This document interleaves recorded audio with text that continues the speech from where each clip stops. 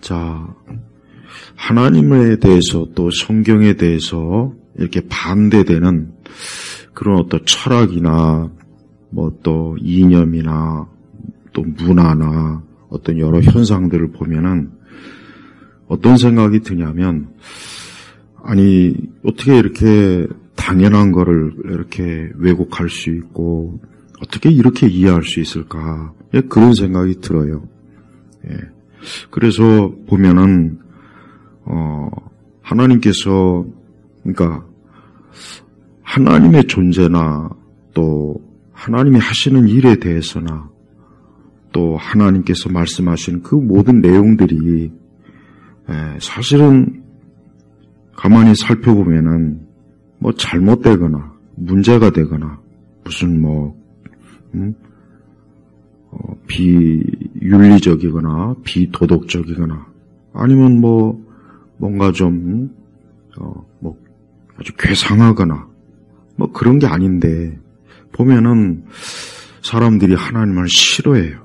그리고 하나님 말씀을 유난히 고지고대로 안 믿으려고 해요.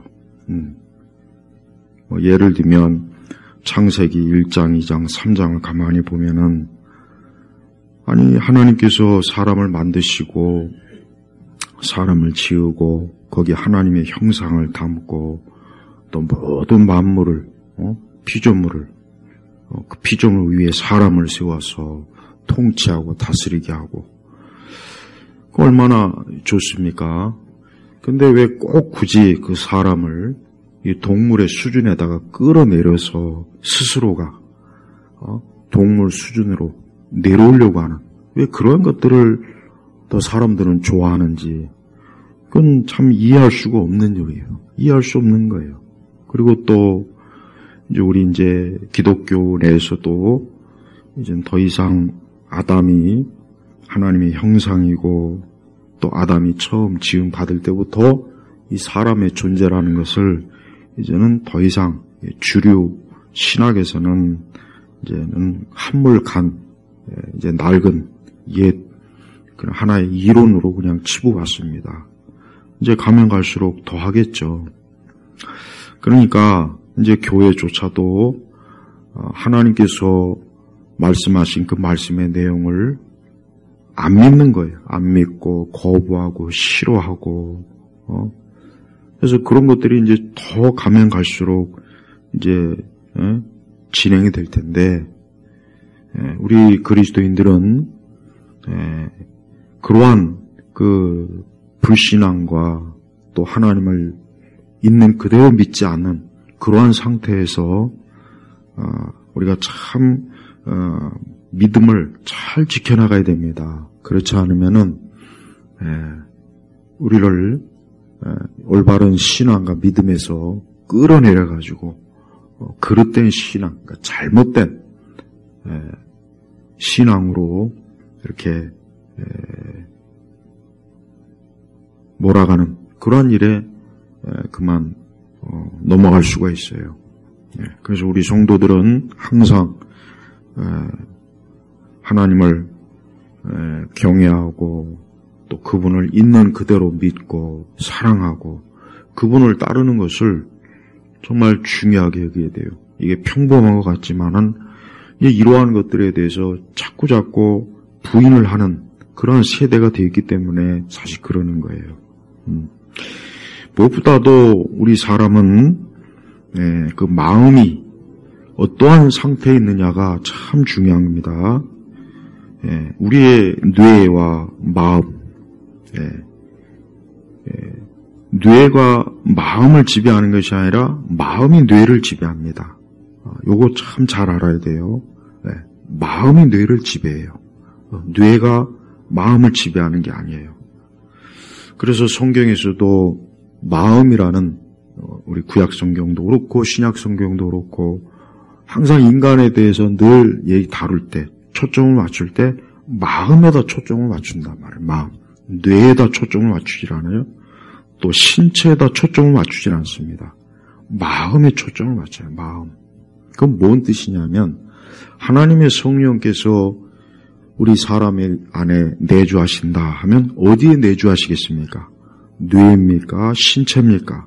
아니에요. 마음에 내주하는 거예요. 마음. 근데 과학자들이 이제 뇌를 많이 연구하고 인간의 의식을 연구하고 막 이제 그러는데 이 마음이 도대체 어디에 있는지에 대해서는 아직도 과학자들이 모릅니다. 그걸 과학적으로 정확하게 그 부분에 대해서 알지를 못해요. 그러니까 그냥 어쨌든 인간은 의식이 있다. 이제 이 정도고, 그렇지만 어쨌든 사람은 자기를 인식하는 자의식이라고 그래요. 자의식. 근데 그게 사실은 마음이에요. 사실은. 그러니까 우리가 어떤 물리적인 이런 뭐 돌멩이나 나무나 이런 것들은 마음이 없다면 자기 의식, 자의식이 없어요. 그러나 사람은 있어요. 사람. 그러니까 성령 하나님께서 우리가 보통 거듭난다, 중생한다 하실 때 그러면 그 변화가 어디서 시작되는 거냐면 마음에서 변화되는 거예요. 마음. 뇌가 변하는 게 아니에요. 거듭나고 중생했다고 해서 뇌가 변합니까? 그럴 일은 없어요. 오늘 내가 그리스도인이 되었는데 그러면 어제 뇌하고 오늘 뇌하고 다릅니까? 안 달라요. 똑같은 거예요. 근데 이 마음이 달라지니까 이 마음이 달라짐으로 말미암아 우리의 뇌, 우리의 지식, 의식이 바뀌어지는 거예요. 이거는 모든 회심하고 거듭나고 중생한 자들의 그들의 글이나 그들의 어떤 간증이나 그걸 들어보면 다 알 수가 있는 거예요. 그러면은 이 기도라는 것도 마찬가지요. 기도는 머리로 하는 게 아닙니다. 이건 분명한 사실이에요. 물론 우리가 올바른 성경 지식과 교리적인 지식을 가지고 하나님을 바르게 알면서 아는 게 필요한 건 사실이지만 그러나 그것만 가지고 우리가 기도를 할 수는 없는 거예요. 정말 중요한 건 뭐냐면 마음이 있어야 되는 거예요. 마음. 그 마음이 성령으로 변화되고 거듭나야 그 마음이 어때요? 하나님을 향해서 이제 하나님께 이제 열려진 마음이 되는 겁니다. 그러니까 중생하지 못한 사람은 그들도 마음은 있어요. 근데 그 마음이 닫혀진 마음입니다. 뭐 더 정확하게 얘기하면 사실 그 마음은 영적으로 죽은 자의 마음이에요. 그렇다고 해서 기능을 안 하는 건 아니에요. 기능은 합니다. 기능은 하죠. 예수님 안 믿는 사람도 감정이 다 똑같아요. 슬프고 우울하고 기쁘고. 그런데 문제는 성령이 내주하지 않는 거예요. 그래서 우리가 성령이 내주한다 했을 때 그 위치, 장소를 굳이 얘기한다면 마음의 처소가 분명히 맞습니다. 자, 기도도 마찬가지예요. 우리는 이 기도라고 하는 것을 이 기도의 출발이 어디냐? 우리의 마음의 보좌, 이 성령께서 위치하고 좌정하신 이 마음에서 이 기도가 나가게 되는 거예요. 그래서 우리 성도들이 이 기도의 마음이라고 하는 것은 굉장히 중요합니다. 그러니까 하나님이 없는 마음은 기도할 마음이 아예 없습니다. 그리고 하나님을 믿지 않는 그러니까 말 그대로 하나님이 내주하지 않는 마음은 그 속에 무엇이 있겠습니까? 우상이 있어요. 반드시 우상이 있습니다. 그래서 그 우상을 칼빈은 마음을 뭐라 그랬냐면 우상을 만드는 공장이다 그랬어요. 우상을 만드는 공장이다. 그러니까 인간의 마음은 중립적이질 않아요. 절대 중립적이지 않습니다. 그 마음이 하나님이 차지하냐 우상, 마귀, 세상이 차지하느냐 거기에 딸려 있는 거예요. 그래서 우리가 하나님께 기도할 때 우리 마음의 처소에서 하나님께 기도하는 게 맞습니다. 그래서 기도를 뭐 형식적으로 외적으로 혹 할 수는 있겠지만 마음의 처소에서 기도가 나오지 않는다면 그 기도는 살아있는 기도라고는 할 수는 없어요. 할 수는 없어요. 그래서 우리 성도들이 기도할 때 이 기도의 어려움이 어디서부터 그럼 시작되느냐? 마음에서 시작되는 거예요. 마음. 그러니까 우리의 마음이 하나님으로 성령으로 충만할 때 기도가 참 잘 되지만 우리의 마음이 근심과 염려와 두려움과 또 세속적인 것과 혹 세상을 살아가는 마음이 그게 만약에 우리 마음에서 자꾸 강하게 역사하면 확실히 기도는 힘들어지는 거예요. 아니면 더 심각한 거는 아직 거듭나고 중생하지 않은 사람들은 아예 못하는 거죠. 물론 그들도 겉으로 할 수 있는 기도는 할 수 있어요. 그러니까 머리로, 지식으로는 할 수 있다고요. 그러나 마음의 처소에서 나오는 기도는 아닌 거예요.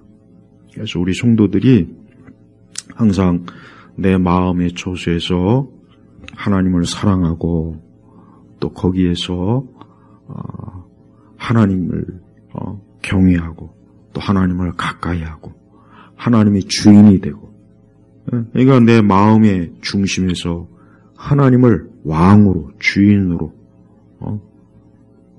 그렇게 받아들일 때, 모실 때 그 사람이 이제 어떤 사람이 된 거냐? 새 사람이 된 거예요. 새 사람. 오늘 로마서 1장 28절은 간략한 한 구절이지만 하나님을 인정하기 싫어함으로 하나님께서 그들을 버림받은 마음에 내버려 두셔서, 이 버림받은 마음에 내버려 두셨다는 의미가 뭐냐면 지 멋대로 하게 놔두는 거예요. 그러니까 하나님께서 이 사람의 마음에서 보니까 이제 29절, 30절, 31절 이런 하나님께서 그냥 제 멋대로 하게 내버려 둘 때 벌어진 일들이 29절, 30절, 31절에 이렇게 딱 나와 있어요. 그러니까 하나님께서는 사람의 마음을 세밀하게 살펴보시고 그 마음이 어떠한가를 딱 보시는데 근데 그 마음이 어떻습니까? 하나님을 인정하기 싫어하는 거예요. 또 그러니 당연히 어때요? 하나님을 사랑하지도 않고 하나님의 것에 대해서 꼭 왜곡하는 거예요. 왜곡. 아까도 얘기했지만은 왜 그렇게 유독 보면 그래요. 왜 그렇게 유독 하나님에 대해서, 하나님의 말씀에 대해서 어쩌면 그렇게 사사건건 걸고 넘어지는지. 왜 그럴까? 뭐 배움이 부족해서 그런가? IQ가 부족해서 그런가? 도대체 뭐가 부족해서 그런가? 뭐냐? 그 마음이 제 멋대로 가는 거야. 지 하고 싶은 대로 가는 거야. 그러니까 사람에 대해서도 그러니까 하나님이 뭘 말씀하면 그걸 고지것대로 믿는 것이 아니라 어떻게 하든 그 하나님의 말씀을 왜곡하거나 거부하거나 거역하거나 꼭 그런 짓들을 하는 거예요. 그러니까 이 세상은 바로 그런 것 때문에 세상이 고통스러운 거예요. 그런 것 때문에 사람들은 고통을 받는 거예요. 우리가 아예 하나님 말씀대로 하나님의 뜻대로 하면은 모든 게 다 좋아집니다. 모든 게 좋아져요. 국가도 좋아지고 사회도 좋아지고 정부와 기업과 가정과 다 좋아져요. 그런데 아예 하나님 말씀대로 안 하니까 어때요? 안 하니까 고통받잖아요. 가장 쉬운 예를 들면은 창세기에 보면 하나님께서 생육하고 번성하라 그랬잖아요. 생육하고 번성하라. 근데 19세기부터 20세기 중반부터 계속해서 사람이 너무 많아서 앞으로는 인구가 많아서 먹고 살 것도 없고 식량도 부족하고 그러니까 빨리 인구를 줄여야 된다. 온갖 거짓말로 얼마나 잘못된 학자들이 그런 말로 떠들어댔습니까? 그걸 또 정책에 반영했어요. 근데 결국 꼴이 어떻게 됐습니까? 지금 우리나라는 지금 이러다가는 나라가 소멸되는 지경까지 와 있다고 지금 난리가 아니야, 난리가. 봐요. 이건 하나의 아주 대표적인 그냥 하나의 예일 뿐이에요. 가장 이것뿐만이 아니라 모든 면에서 마찬가지예요. 모든 면에서. 그러니까 하나님의 말씀대로 고지곳대로 하나님 말씀대로 하면은 좋은데 그러니까 하나님 말씀을 받아들이기 싫어하는 거예요. 어디서? 마음에서 받아들이기 싫어하는 거예요. 그러면서 내가 하고 싶은 대로 내 자유다. 내 자유다 이거. 내 자유. 나 하고 싶은 대로 하겠다 이거. 하나님 같은 거 신경 안 쓰고 하나님 말씀대로 신경 안 쓰고 나 하고 싶은 대로 하겠다. 이게 뭡니까? 이게 바로 뭡니까? 하나님을 인정하기 싫어하는 마음. 하나님께서 그대로 버림받은 그냥 하나님 내버려 두는 거예요. 그래 어디 너희 마음대로 해봐라. 네 마음대로 해봐라. 네가 어디 하고 싶은 대로 네 원하는 대로 다 해봐라. 그러니까 하나님 그냥 내버려 두는 거예요. 근데 결과적으로 그러면 어떻게 되느냐? 결과적으로는 이 세상이 고통받고 우리 사람이 고통받는 거예요. 그래서 우리 그리스도인들은 항상 우리의 마음이 항상 하나님 말씀에 늘 지배를 받아야 돼요. 마음의 말씀에 지배를 받아야 되는 거예요. 그러니까 아무리 말씀을 많이 지식으로 알고 교리로 많이 안다 해도 안 됩니다. 마음의 보호자에서부터 그 말씀이 있지 않는 한 안 되는 거예요. 그래서 우리는 이 하나님을 인정하기 싫어하는 이 하나님이 없는 마음, 그냥 하나님을 신경 쓰지 않고 그냥 내 하고 싶은 대로 내 마음대로 하는 이 마음이 얼마나 그게 참 인간을 사람을 불행하게 만들고 고통스럽게 만들고 괴롭게 만들고 힘들게 하는 거예요. 그래서 우리가 하나님 앞에 우리의 마음을 하나님께로 향하기 위해서라는 항상 하나님 앞에 이 기도에 깨어 있을 때 특히 우리 성도들인 이 마귀가 우리 성도들의 우리 신자들의 마음을 마귀는 항상 공격을 해요. 늘 공격을 한다고. 그래서 우리 마음이 어때요? 하나님과 멀어지고 말씀에서도 멀어지고 은혜에서도 멀어지고 하나님의 사랑에서도 멀어지고 하나님의 어떤 계명에서도 멀어지고 그와 같은 것들을 다양한 방식으로 공격을 하니까 우리 성도들이 그러한 공격에 사실은 굉장히 취약해요. 굉장히 취약하다고. 그래서 우리 성도들이 영적으로 어떤 방심을 하거나 영적으로 어떤 이런 부분들을 잘 하지 않으면은 그 마음이 그냥 무너져 버리고 기도가 잘 안 되고 자꾸 막 흐트러져요. 그러니까 하나님께서는 하나님을 사랑하고 그러니까 하나님이 사랑하시고 하나님의 택한 자는 하나님께서 반드시 하나님께로 데리고 와요. 끌고 온다고요. 그러나 하나님께서 사랑하지 않는 자는 그냥 내버려 두는 거예요.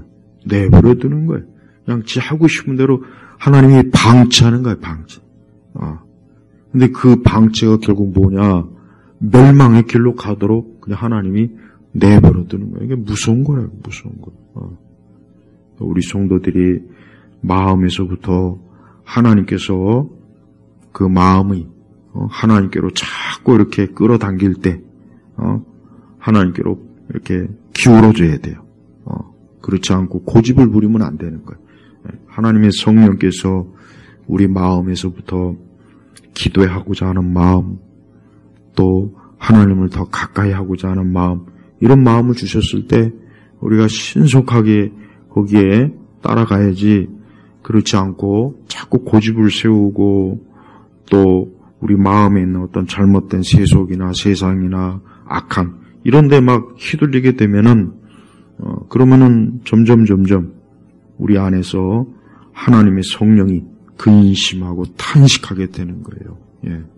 그래서 매 순간 우리 성도들이 특별히 특별히 왜 기도가 중요하냐? 그 마음을 하나님께로 계속해서 향하고 하나님께로 집중하는 데 있어서 가장 중요한 게 이 기도이기 때문에 그러는 거예요. 기도. 그래서 이 기도는 굉장히 아주 대단히 중요한 겁니다. 그래서 우리 성도들이 늘 또 항상 이 기도를 소홀히 하지 말고 내 마음의 중심, 내 마음의 그 초소에서 하나님께서 거하시면서 우리가 하나님께 기도하는 것을 하나님이 들으시고 보시고 그래서 하나님께서 그걸 통해서 또 우리에게 많은 은혜와 사랑을 베풀어 주신 것을 알고 마음의 처소에서 하나님을 경외하고 사랑하도록 기도하도록 그러한 심령을 달라고 그래야 되는 겁니다. 오늘 이 말씀을 우리 성도들이 잘 받아들여서 내 마음이 주께서 나의 마음을 항상 좀 붙잡아 주시도록 내 마음의 중심에서 항상 처소에서 하나님께 기도하도록 이 기도의 출발이 마음에서부터 시작되는 거니까 항상 기도할 수 있도록 하나님 앞에 간구하시기를 바랍니다. 기도하겠습니다. 하나님 아버지 감사합니다. 오늘 이제 3일째 하나님 앞에 이제 기도하는 시간인데 우리 예일교회 모든 교우들이 그 마음의 처소 중심에서 하나님께 기도하도록 이 시간도 성령 하나님께서 우리 교우들의 마음의 중심에서부터 큰 감동으로 은혜로 능력으로 하나님 앞에 기도할 수 있도록 역사하여 주옵소서. 이 모든 것 감사하며 우리 주 예수님의 이름으로 기도 올렸습니다. 아멘.